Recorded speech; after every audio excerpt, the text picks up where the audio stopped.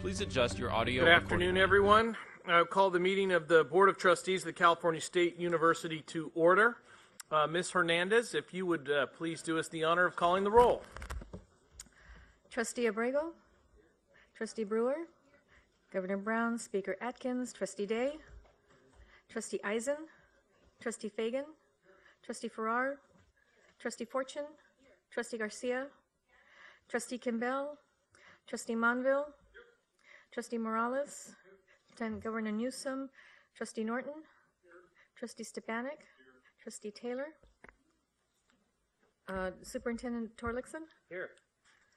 Trustee White, Chancellor White. Present. Chair Monville, we have a quorum. Thank you, Ms. Hernandez. I do want to acknowledge, did not do so earlier, to have, it's very nice to have our Superintendent of Public Instruction, good friend Tom Torlakson, with us. So thank you again for joining us. And I know it's time out of your busy schedule, so we appreciate you taking the time. So thank you. This is now the time in which the board will hear from public speakers. We will proceed with a maximum 30-minute period for public comments. Speakers will have 3 minutes for their remarks. When a speaker's time ends, I would ask that you yield the microphone to the next speaker so they may address the board. We do want to make sure that everyone has their opportunity to be heard. Ms. Hernandez, if you'd please call the speakers. Richard Shave, James Odling, Lillian Tays.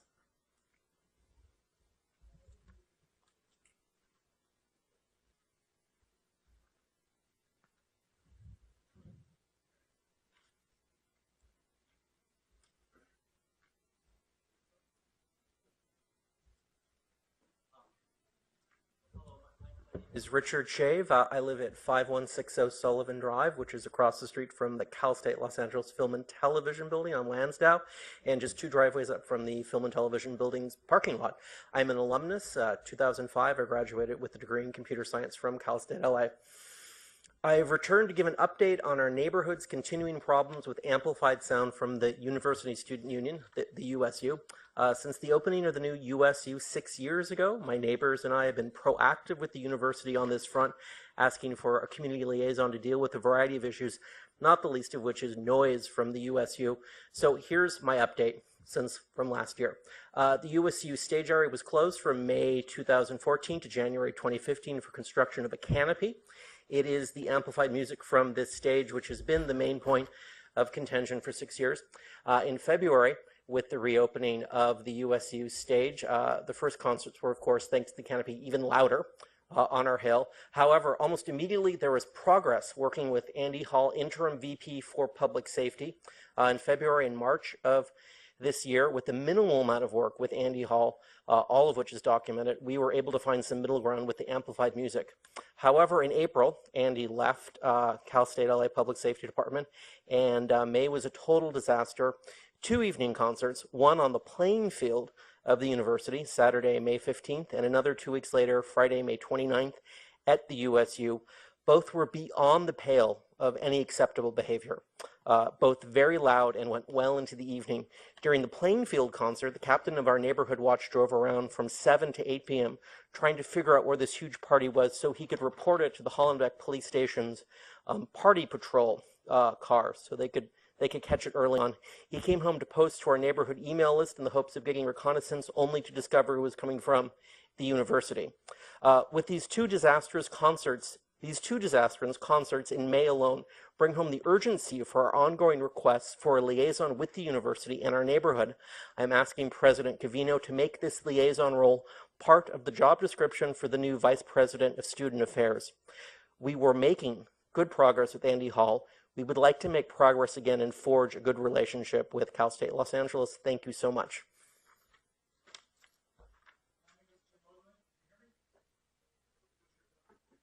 Oh, here it goes. My name is Jim Odling. I'm a neighbor of Cal State University of Los Angeles. I reported to you on July 22nd, 2014 about the noise situation at Cal State LA, which I'm a neighbor of the Student Union. Illustrated the noise worsening was a late spring event on the outside stage of the Student Union. The group performing was tamborazo, who people who speak Spanish know what that means. It means big drum blowout. It was blowing out into the neighborhood. Starting in January 2015, the Cal State University LA Student Union sends a person to measure sound levels near my house during events. Why? The residential sound ordinance is based on nuisance, not occupation measures of sound level. Sergeant Nguyen of the Colombic Station of LAPD stated that the sound, if the sound is audible 75 feet from the source at a residential area, it is too loud. And official dishonesty to the worsening is added to the worsening noise situation. From a Public Records Act request, I learned that the monitoring did not begin until January 2015, as worthless as it is. Contracted the former Vice President of Student Affairs, who wrote on April 24, 2014, that thank you for sharing your concerns, and please be assured, listen to this, that we will continue to monitor the sound levels in an effort to minimize the impact of on our neighboring communities. The sound monitoring didn't happen until the next year. On July 3rd, 2015, personnel from Cal State ULA, this is the example that Cal State can respond and do things right. I'm retired from the LA County Fire Department. I know a few things about fire. Cal State, on July 3rd through 15, personnel from Cal State ULA removed illegal brush growth next to my house 2 months later than the city ordinance requires. It's supposed to be removed on May 1st. The campus and my neighbor are in the city of Los Angeles, very high fire hazard severity zone. You remember the Oakland conflagration in 1991? They want to stop it here, and that's my neighborhood. The campus grounds department ignored my phone request starting in May, the deadline for brush removal. On June 30th, I wrote the acting head of the campus public safety. Within 4 days, he figured out which three of Cal State departments would take care of it, and they did. So it's obvious you can solve problems. You can become in compliance. If you can remove brush and take care of an illegal problem, you can end this with obviously illegal noise problem from the Cal State LA Student Union, which is persistent. I've distributed my remarks, some of my remarks to all of you. You can read my remarks from this year and last year. I hope we don't have to come back next year to deal with this outrageous and illegal situation that affects the community. Can you imagine in Westwood that UCLA would do this to a community?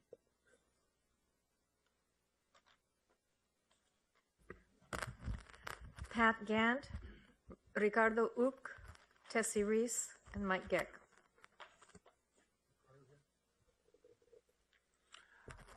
Good afternoon. My name is Pat Gant, president of CSUEU Employees Union. Previously, we discussed a little bit about the budget, but the other part of it that I did not mention was we are now sort of at the halfway point of Prop 30, which is the main reason that we've had restored funding in the CSU. The caution now is that Prop 30 is set to expire in 2018. It came into existence in 2012 and started to give us a little bit better budget slowly up to this point where we finally got full funding. So one of the things I want to keep in front of our minds is what are we going to do next? Because it is going to be a considerable effort to come up with some kind of revenue source to replace Prop 30, or we're going to repeat history. Thank you.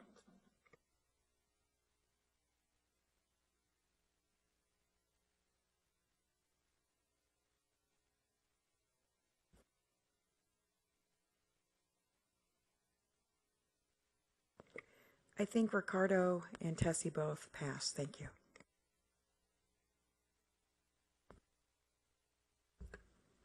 What about Mike Geck?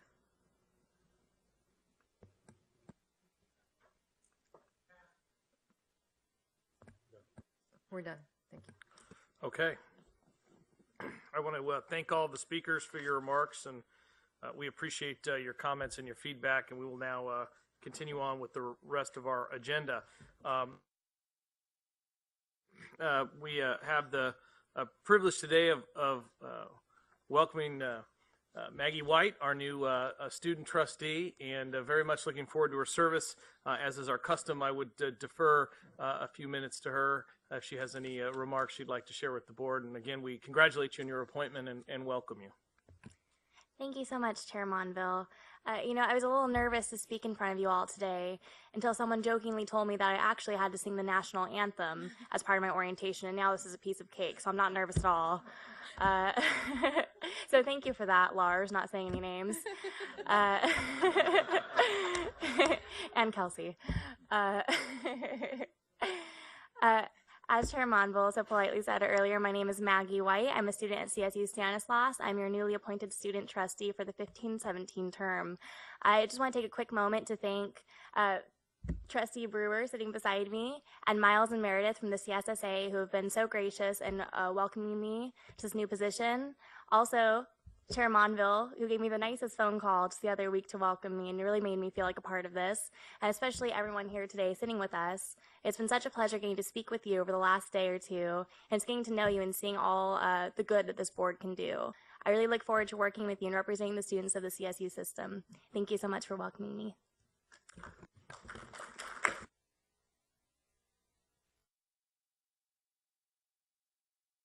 Maggie, you keep them all in their place, and you'll be just fine. So good for you.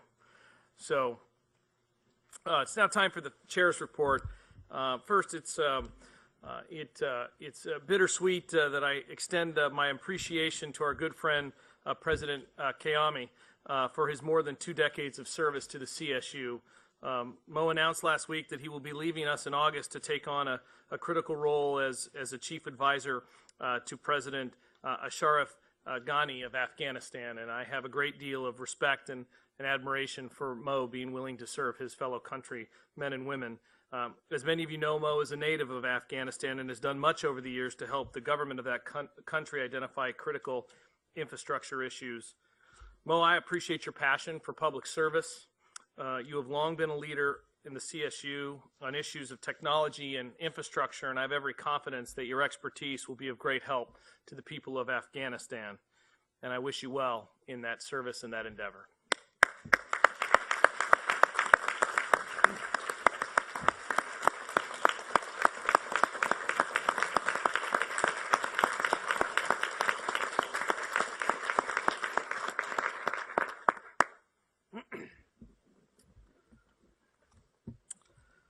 Next, I'm happy to welcome a fellow Cal State San Bernardino Coyote to our midst. Dia Poole is our new Alumni Council President. Dia has long served as an alumni leader and volunteer for Cal State San Bernardino and has also been extremely active on the statewide alumni council as an advocate for the system in Sacramento. It was always nice when we were on our visits in Sacramento, we'd see Dia, and she was the only one who didn't have to travel to go lobby in Sacramento. So it's great to have her with us. Dia's distinguished career in public service spans nearly 34 years in legislative, executive, and judicial branches of government. Immediately prior to her retirement, she was a legislative advocate in the Judicial Council of California's Sacramento Office of Governmental Affairs. Dia, I am so grateful that you have decided to volunteer work of being ambassador for the CSU alumni so soon after your retirement. And I will give a moment. I know my colleague and friend, Dr. Morales from Cal State San Bernardino, has a comment. Chair Monville, thank you for allowing me this opportunity to recognize Dia Poole on behalf of the faculty, staff, and students and alumni of her and your alma mater, Cal State San Bernardino. All of us at CSUSB are exceedingly proud of Dia's new leadership role as president of the CSU Alumni Council, representing some 3 million alumni from our 23 campuses. You simply won't find a more passionate, knowledgeable, and capable advocate and champion for the CSU, our alumni, and our alumni in the making than Dia Poole.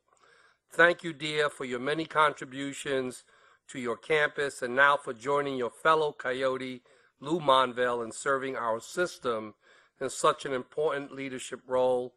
Dia and Lou, you bring great pride and prestige to your alma mater, and we are immensely grateful to you for your leadership service. Thank you. Thank you, Chair.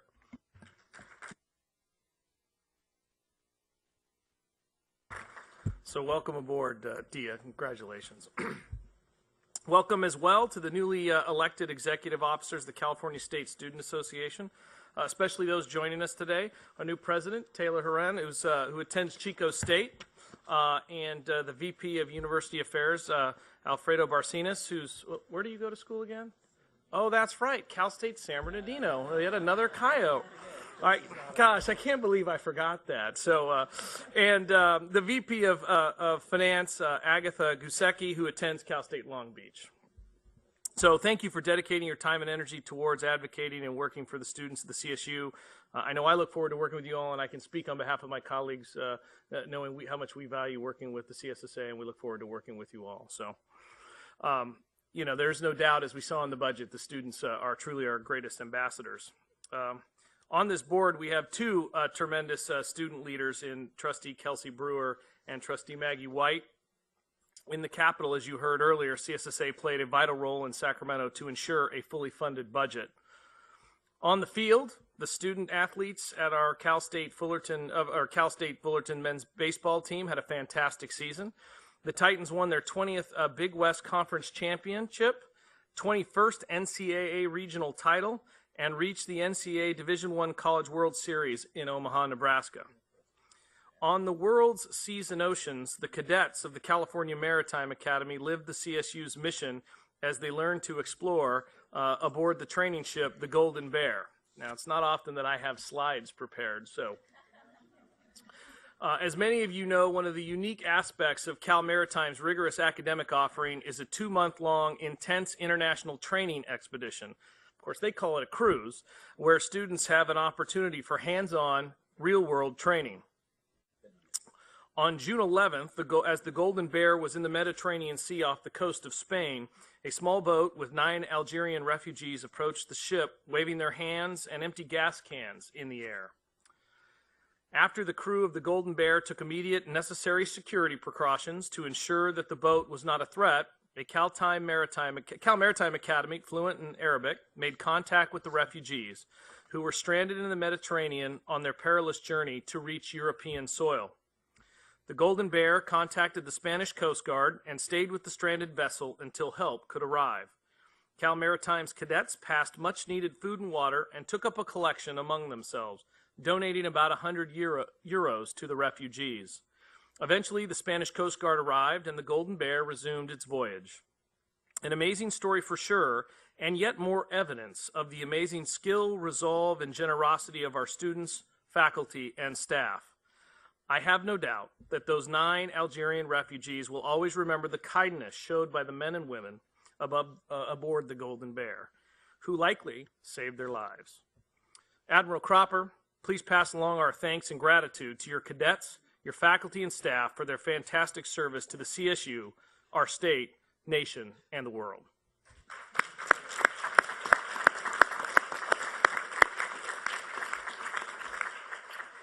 And while we're talking about Cal Maritime, there was another piece of good news this week. An alumna, Kate McHugh, will become the first female American captain of a cruise ship. This first was a long time coming, and a goal that Kate McHugh dedicated 15 years to achieving. Please pass along our congratulations to her. You know, the California State University touches so many lives, often in unexpected ways. Who possibly would have imagined that our students would be called on to rescue stranded refugees in the middle of the Mediterranean? Yet there they were. In fact, every day our students, faculty, and staff, 3 million alumni spread coast to coast and ocean to ocean, are influencing people's lives for the better. These reports to the board serve as a reminder about the extraordinary accomplishment that is in fact an ordinary occurrence in the CSU. Together we change people's lives in a permanent, positive ways on a daily basis.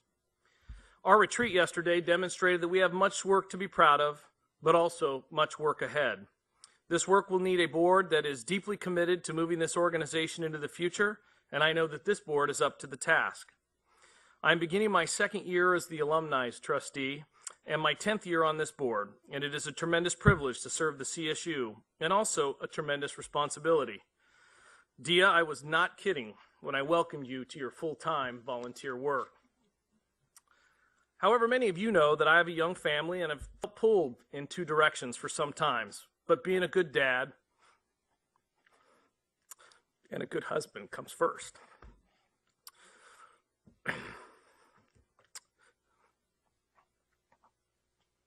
I have decided that it's important for me to finish my term as the alumni trustee, but I will not seek reappointment for the term that starts in June of 2016. I'm making this clear now so that my alumni colleagues have a chance to conduct a full search for my replacement and also to be completely open with my fellow trustees. In the meantime, I look forward to continuing our work to empower students and implementing good ideas and strategies that we discussed yesterday. With that, I conclude my report and will now hear from the Chancellor. Chancellor? Well, thank you, Chair Monville. I know I speak for all of us in appreciation for all you do for the CSU. I'm glad we have another year to learn from your wisdom and to beat you up on your decision-making process from time to time. But your year of leadership to help achieve our shared goals and your focus on family is, of course, something that is part of our DNA as well. I also join in welcoming Dia and offering a heartfelt thank you to Mo. Particularly appreciate Mo's work in creating opportunities across the CSU and of late with respect to a real focus on students from all walks of our society in the science, technology, engineering, and mathematics. Mo, thanks again for what you've done for the folks of California and in anticipation of your continued work and impact in Afghanistan. Earlier today, we had a chance to discuss and welcome Sue Martin as the interim president designee of San Jose State. At this time, I'd also like to welcome Robert Nelson, who officially became president on July 1st at Sacramento State. I know that Robert has been eager to get started in an official capacity and has been on their campus for the past several weeks prior to his moving to the office officially to help ensure a smooth transition. He's already laid out an ambitious plan to raise graduation rates, to realign the university as a tech hub and regional economic engine, and to build on the past successes from Sacramento State's vibrant faculty, staff, student body, and prior leadership. I wish Robert and his wife Jody all the best in this new adventure, and welcome to California and to the CSU, Robert. Also welcoming Lauren Blanchard as our new Executive Vice Chancellor for Academic and Student Affairs. Notice that new title, Academic and Student Affairs. Lauren comes to us from Xavier University of Louisiana, where he served as Provost and Senior Vice President of Academic Affairs. Lauren, welcome to the CSU and to Long Beach, and you can send the southeast weather back home anytime soon. As Trustee Monville mentioned earlier, Maggie White joins the board as our newly appointed student trustee. She's not my daughter, but after having a chance to meet her and listen to her, I wish she was, but no relation. Maggie, congratulations on your appointment, and thank you for pledging your time and energy and advocating for California students. I look forward to working together. Even though summer is upon us, many across the CSU campuses, the work of our students and our faculty and staff never ceases. And all of our campuses are engaged in some addition, if you will, of summer enrichment programs aimed at ensuring that the next generation of students currently in middle school and high school are better prepared for the rigors of college life. These efforts are absolutely critically important to reach the underserved students in California and is proof positive of our mandate and our goal to serve every community and region of this great state. Our campuses have also been active in other areas of great importance. 9 of our campuses were recently awarded the 2015 California Higher Education, Energy Efficiency, and Sustainability Best Practices Award. It's a mouthful, which recognizes UC and CSU campuses for implementing innovative sustainability and resource conservation practices and projects. The following 9 campuses will be recognized during the conference hosted by San Francisco State later this week: Chico, Dominguez Hills, Fullerton, Long Beach, LA, Northridge, San Diego, San Jose, and San Luis Obispo. To your staff and your faculty and your commitment for your hard work and your pioneering best practices in sustainability.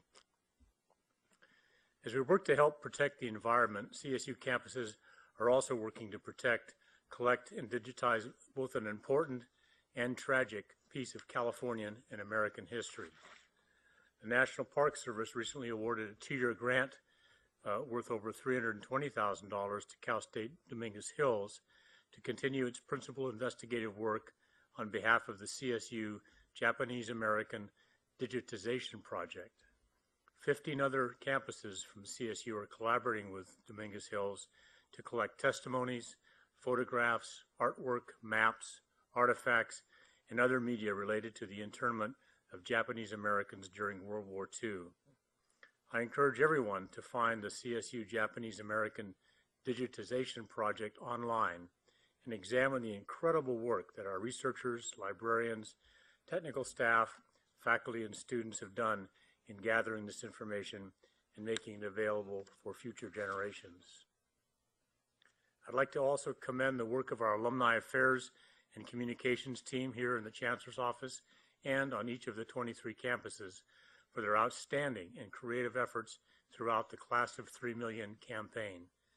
As you might have noticed during today's meeting breaks, we've been displaying photos taken of our students, now CSU alums, at recent graduation ceremonies throughout the CSU. The Class of 3 Million campaign has been incredibly successful in reconnecting with alumni, encouraging volunteerism on campuses, increasing philanthropic giving, and inspiring others to keep working toward their degree. To all those who worked tirelessly on this campaign, I thank you. We should also take a moment again to thank all of our champions who over the past months have contributed successfully to make the case in Sacramento and to a degree in Washington, D.C., that investment in the CSU is the right choice for California's future economic and societal growth. Many of these champions are still in the room today. This fact was discussed earlier, but it is definitely worth repeating. Your incredible efforts during the budget negotiations means that we have received a fully funded trustee budget for the first time since 2006. And as a result, we can now enroll an additional 12,000 Californians. We can increase opportunity and open new pathways to success for thousands of our neighbors, family members, and friends. This year's budget is also an opportunity to turn the corner on an all too common trend throughout this country, the dwindling public investment in higher education. In fact, it is a strong next step in filling that deep hole left by a decade of cuts and underinvestment. And I applaud the leadership and work of both legislative houses and the governor's office and Governor Brown himself. But we still have work to do. We need to ensure that the CSU remains a positive, rewarding workplace. And we need to ensure that, with state investment, we can continue to provide access to a quality higher education for all Californians. So let us celebrate the successes as we continue to move forward. Chair Monville, that concludes my comments. Thank you, Chancellor. Report of the Academic Senate, Chair Stephen Pilling. Stephen? Good afternoon, all. Chair Monville, I want to echo what the Chancellor had to say about your very obvious commitment to the CSU, the depth of which I think is evident in the fact that you get a little teary when thinking about leaving.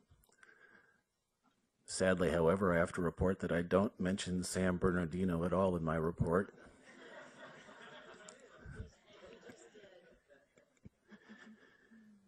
Logic's a wonderful thing, isn't it? In March, I shared with you the Senate's request that the CSU policy on academic freedom be reviewed and updated. I'm happy to note that I've had multiple conversations with the Chancellor, with the General Counsel. We are moving ahead with taking a review of that. I believe there will be an active working group in the fall. Hopefully they will be bringing something back to you in the short term. I'll note also that over the summer we've spent a lot of time doing intersegmental work.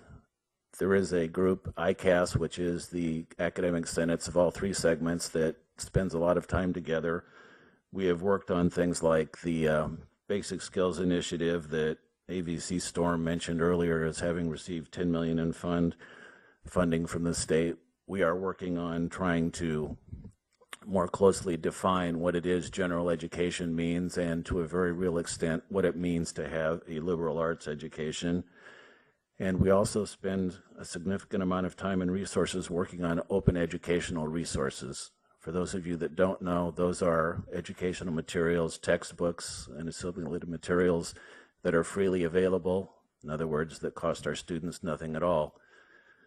We have spent the last 2 years creating a repository of those materials. We are just moving into the phase of trying to get people to start using those materials. And I'll note that we should be very grateful to CSSA and Meredith Turner, their legislative person, for sponsoring a bill, AB 798, that seeks to put some money into helping faculty take up those materials. That will be a real step forward for our students. I experienced a bit of your retreat yesterday, watching it across the video and having conversations with several of you last night, and admit to being awed by the unanimity of purpose among us. I think we have some differences about how to get there, but it's just amazing to me how much we agree about what the goal is, that is student success. And I think we also agree that the essence of student success is, as Chair Monville put it this morning, people intensive. Education is an interpersonal activity, but not just any people. People that are educated, people that are willing to work with our students, people that have time to work with our students. In May, I shared with you a statement from the Senate calling for a plan on increasing tenure density, those very people we need for student success. The response we got from the Chancellor's office was an agreement that, yes, this is a need. However, given the, at that point, parlous state of the state budget, there was a disinclination to go forward with measures and metrics. I think that we should hold ourselves to the same standards we hold our students to. We don't always have to meet our metrics, but if we don't know where we're at, we're not going to make much progress. We do need those metrics. In the budget is included $11 million for hiring faculty. That solves part of the problem this year. And I'll note that today there's a press release from Moody's, those investment banker folks, noting that they have raised their outlook on higher education from negative to stable. That suggests to me that perhaps the outlook for budget in the future for higher ed is not quite as dismal as we've learned over the past 20 years to believe. Again, I don't think we should shy away from outcomes measures. Yes, what we can do depends on what we get, but that's not an argument for not measuring what we do. And I'll note finally that that requires not only hiring the right people, but also retaining them. At my own campus, Stanislaus, I looked at a list of the people we hired over the last 5 years. Over 20% of them have left the CSU already. I think that speaks to the wages and working conditions of the people that we most need to be there when our students need them. Chair Monville, that concludes my report. Thank you, and I appreciate the feedback. And I do know, and I'm taking note of your thoughts related to some reporting and some metrics about faculty hiring. I know that's an important issue to this board, and would think that's of value. And I might ask Vice Chancellor Blanchard, along with the Chancellor, at an appropriate time in the fall, if we could bring something back. I know just anecdotally from the conversations I'm having with presidents that they are actively out hiring faculty on campuses. And I think bringing that back to this body just so that we had that understanding as an information item, I think it would be useful for all of us, and then we can measure and track performance from there. So thank you for that. I appreciate that. Thank you.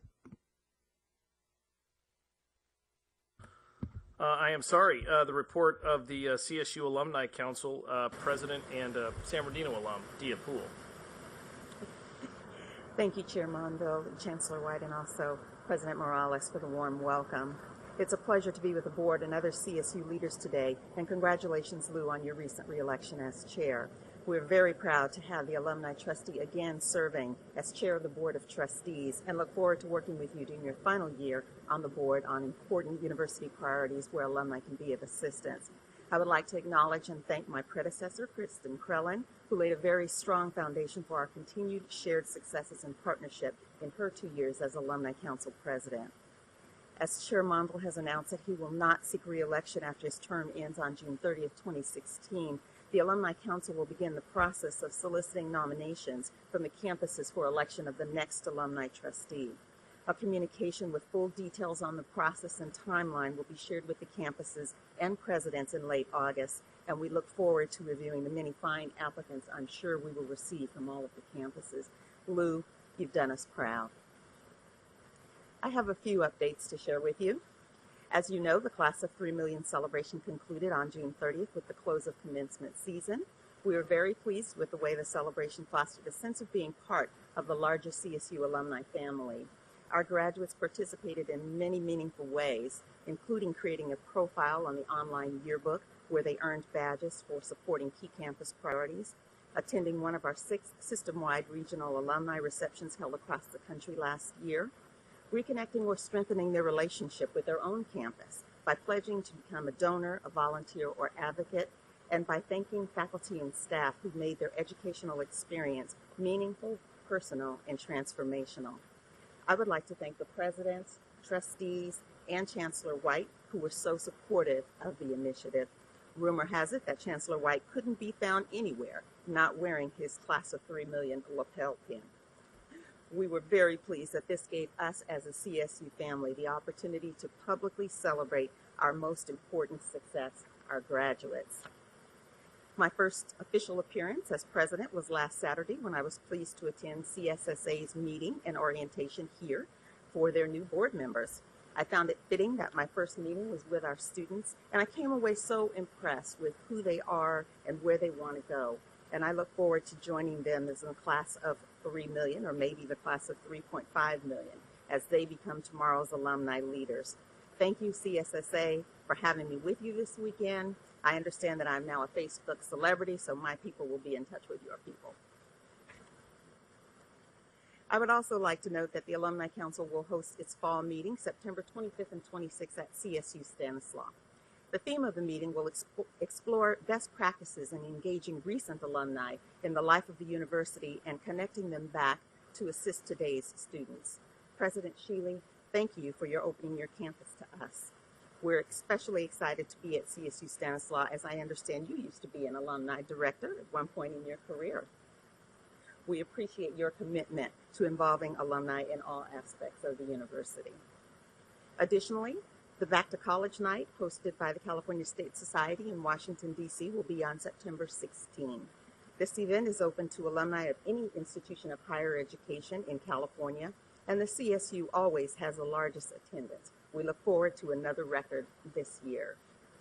And on behalf of the alumni, I would like to congratulate and thank Karen Zamarica and her staff in advocacy and state relations for their work on AB 819, the Alumni Affinity Programs legislation, and the CSU budget. We're happy to partner with you on those successful efforts. This concludes my formal update, but I would like to take a moment to share my own CSU story with you, which I hope will give some insight into why the university continues to be a passion of my life and why I am a lifelong alumni volunteer. I attended Cal State San Bernardino as a mid-career returning student. I worked full-time for the County of San Bernardino during the day and attended class at night. It was not unusual during that time because our campus was often referred to as where many of them employed and attended at night. As a student of an award-winning school of business, I found that I had much in common with the faculty, as many of my professors had also worked a full day before coming to teach at night. We shared the common objective of making the courses relevant to the current business environment, and the faculty at San Bernardino excels in that regard. I paid my tuition using the county's tuition reimbursement program, so it was critical that what I learned could be directly applied to the workplace. Another benefit of the faculty-student relationship we enjoyed was that they took every opportunity to share with us important case studies from their own experiences. And they encouraged us as students to share and learn from each other's work experiences. Additionally, the faculty in San Bernardino shared their business networks and connections to ensure that we had meaningful internship and business case study opportunities throughout the term, which served to further enhance our learning. It took 6 years at night to get all the classes, and I already had an AA degree, but the result was a known quantity, a fully prepared graduate who could go anywhere and do anything. And the return on the investment was exponential. My degree was directly responsible for opening the door to 6 years of service in the legislature, 1 year as a Capitol Fellow for now Congresswoman Barbara Lee of Oakland, and another 5 years as a senior policy consultant, including as staff to Assembly speakers. Another 4 years as a gubernatorial appointee, enforcing the state's civil rights laws in employment, housing, and public accommodations. and then another 11 years as a legislative advocate for the California Judicial Branch in its Office of Governmental Affairs. It's amazing what one degree can do. After nearly 34 years of public service, I retired this past December, and my new occupation is promoting the CSU and advancing higher education opportunities to grow our students, their families, and our communities. My family and I are deeply honored to serve, and it is my personal goal to encourage all alumni to expand their service to the CSU and to their local campus. I look forward to getting to know each of you during my term as Alumni Council President. Thank you, Chair Monville. This concludes my report.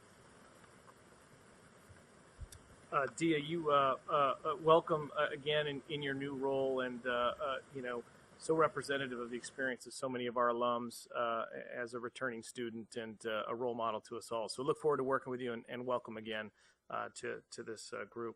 And finally, the report of CSSA, the new president, Taylor Herron. Taylor? Thank you, Chair Monville, and thank you, Chancellor White and trustees for welcoming me and my fellow student leaders as we begin a new year of leadership in CSSA. As Chair Monville said, my name's Taylor Herron. I'm a graduate student at CSU Chico, and after serving my students at Chico State as AS president for 2 years, I'm honored to now be serving all CSU students as their CSSA president. To begin with, I join in congratulating the trustees, presidents, faculty and staff, alumni, and students of our great system on achieving a full CSU budget request for the coming year. This is a victory in many regards, but most importantly for our current students, who will find additional quality in the classroom and through new and enhanced student services, while not yet admitted students benefit from increased access. CSSA is proud to have been a key partner in developing and executing the Stand with the CSU campaign, and we are prepared to continue contributing student perspectives to the annual budget, legislative, and other system policymaking processes. Helping us do this are our two student trustees. We join in congratulating Maggie White as the newest trustee and look forward to working with her for the next 2 years. This past weekend, CSSA held its first meeting of the year here at the Chancellor's office. Thank you to all the staff who joined our reception on Friday afternoon, and thank you to Trustee Peter Taylor for attending and welcoming our board to the CSU headquarters. We also want to extend a big thank you to President Connolly from CSU Long Beach for hosting our group at dinner at your home on Saturday night. Your hospitality and thoughts on student leadership were a highlight of our weekend. CSSA is grateful to have so many partners supporting our mission as we have much to continue working on together. In closing today, I would like to highlight the service of one of our partners who stood with students, stood with faculty and staff, and who stood behind the mission of the CSU. She's not here today, but for her service as a trustee, her advocacy for students, and for standing with the CSU, we would like to thank Speaker Atkins for all her leadership this year. We look forward to continuing to partner with Speaker Atkins and the legislature to prioritize the CSU and its students. Chair Vonville, this concludes my report. Thank you so much, Taylor. It's now time for the board to consider the consent agenda, which consists of the approval of the minutes of our last meeting and the approval of the resolutions that were passed in our committees. All of the committee items requiring full board approval are listed on the consent agenda. Does any trustee wish to remove any item from the consent agenda for individual discussion or consideration? Okay. Seeing none, then may I have a motion to approve all of the items listed on the consent agenda? Is there a motion? I have a motion. Is there a second? We have a motion and a second. Any further discussion? Seeing none, all those in favor signify by saying aye. Aye. Any opposed? Any abstentions? And one abstention. The items on the consent agenda are approved. So we don't have any discussion items, right? So we can move on. So the board, that's going to conclude the work of the Board of Trustees. The board will now adjourn into closed session to discuss executive personnel matters. The board will then reconvene on September the 8th, 2015, the next regularly scheduled meeting. Notice of the meeting will go out in ordinary course 10 days in advance of those meetings. We are adjourned.